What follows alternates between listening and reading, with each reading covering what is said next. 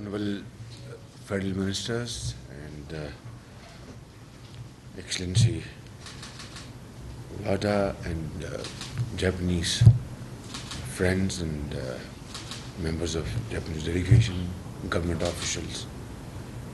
Assalamu alaikum, good morning. Once again, Excellency, it's a pleasure meeting with you, and this time with a very large delegation. I would like to welcome our ambassador from Japan, our friend, and all of you, great friends of Pakistan and great supporters of Pakistan. What I was saying was that in 90s, up till 90s, there was mushroom growth of Japanese companies in Pakistan. You are all very visible in the city of Karachi, Lahore, Peshawar and Quetta, and Japanese companies were establishing their offices. Large investments were taking place in textile, in automobile industry, and so on and so forth. Lots of trade delegations were visiting Pakistan. Pakistan delegation were visiting Japan, Tokyo. Youthful days, I used to also lead delegations. So, gone are those days. We must bring them back. That's very important. And I have to say, even at the cost of reputation, that Japan has been one of the largest donors of Pakistan, and without any political strings. This is most important. There were no political strings at all. That if we do this, then this money will come. If we do that, then this money will come, or it will not come. And these were pure, very generous donations, amounting to almost $13 billion, spanning over the last 7 decades. I would say the total sum is, if you come to think of it, one of the largest chunk of donations to Pakistan, grants to Pakistan. JICA has been very active, and we need to jack them up again, JICA, their activities in Pakistan. So I think for all practical purposes, it's a very crucial meeting, Excellency, and I'd like to sensitize my honorable ministers and government officials to please tighten our belts and be smart and talk to you, reach out to you, and find out what are the problems. Sit down without even my intervention. I mean, over a cup of tea, or I don't know, sukiyaki or teriyaki, and really have a very productive discussion and remove, cut red tapeism.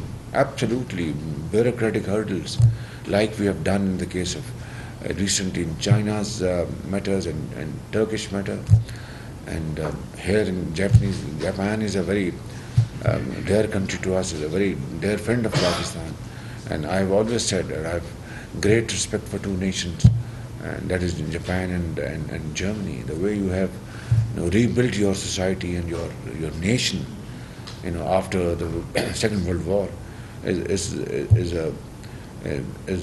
unparalleled in the annals of history. I can tell you very frankly. But above all, I have witnessed Japanese ethics, business ethics myself. I know it personally from my visit to Japan, my interaction with Japanese company, and highest quality commitments and implementation. Honoring agreements, honoring your pledges, and hard work, untiring efforts. This is unheard of, and we really need to emulate this model in Pakistan amongst other models. So with these opening remarks, Excellency, I would like to thank you. This was 2016, very hard negotiation with Suzuki, Pakistan, for 50,000 pieces, both Bolan and Ravi, for unemployed youth of Punjab. First, we had a very hard discussion. Because Pak Suzuki is a public sector company, so there is a notification in the government of Pakistan that they can, without G2G, government can buy without bidding process. But for us, that was not enough. So we sat down with them. So we slashed down the prices for this 50,000 pieces of cars, both Bulan and Ravi, to the tune of 2.5 billion rupees. So this was the first discount. Agreement signed. Now letter of credits opened. I'm not speaking for myself, but I'm trying to narrate the story to inspire you. This is how nations are built, and this was a small, humble contribution which I want to mention here. One day LCs opened, everything finished, agreement log, letter of credit opened by Punjab Bank. One day I was sitting and reading Dawn newspaper before going to the office, and I saw a small news item that yen has got devalued, vis-a-vis dollar. Immediately, this transaction came to my mind. I said, "Oh my God, Suzuki is going to have a windfall profit. This must be passed on to us." So first I asked my chief secretary, finance secretary, and Basal would remember who were the members of the team. They went to Karachi. I said, "Send them and tell them they must pass on this windfall to us, because we are not in this trade. We are passing it on to our unemployed people." So they went to Karachi. They said, "No, there's no question," and they were right. Let me say, at the outset, they were absolutely correct. Nowhere in the world that you reopen, negotiated, signed agreements, and between the government of Punjab and them, this is out of question. But we were not. I will come to and tell you the salient points. So then I called a meeting in Lahore at my Malton house residence. We met. His MD was there, tall man. We had 2.5 hours meeting, and there was no. I said, "Look," I said, "we are not in the business of trade. Government of Punjab is acting as a catalyst to employ unemployed. That's it. And so we are not into profit making, and we are not into loss making. We are passing on, what we call, best competitive prices. And also, Government of Punjab is picking up the interest cost. So a pure loan amount is being transferred to the person, to the borrower, and he will pay in installments after earning money from this investment." They said, "Yes, Chief Minister, this is correct. But why are you forcing us something which is not your domain?"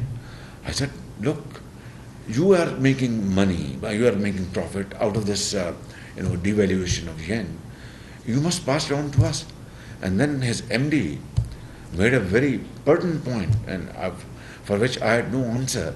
He said, "Okay, Chief Minister, tell me, had the yen been revalued, would you compensate us for that loss?"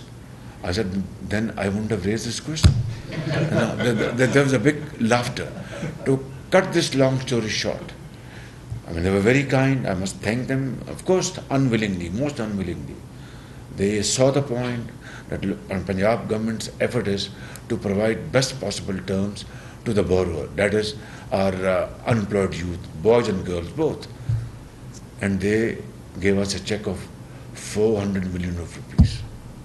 Now this is unheard of in the history of business world. But then give them a big hand. Yeah. So this is our friendship, and this is all most what we call uncalled for demand. But I was trying to fight for the rights of my people, and they cooperated. This is how it should be. But when the ball is in our court, if we don't kick it, then it's not fair.